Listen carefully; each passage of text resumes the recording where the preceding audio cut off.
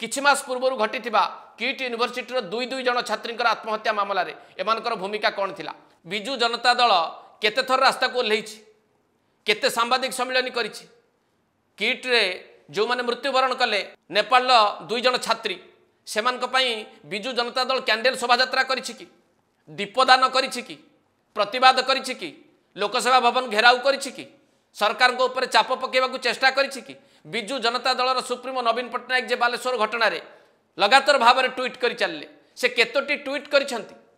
पीड़िता को न्याय मिलवा दरकार बोली एतिकी मध्य कहिसंती कि नवीन पट्टनायक बा तांको दलर कौनसी नेता? टिके मने पकांतु जे बिजु जनता दल जे 24 वर्ष क्षमतार ए राज्य रे रहितिला पुणी क्षमता को फेरिबा को व्याकुल होउची। प्रमुख विरोधी दलर मान्यता लोक माने ताकू देइछंती।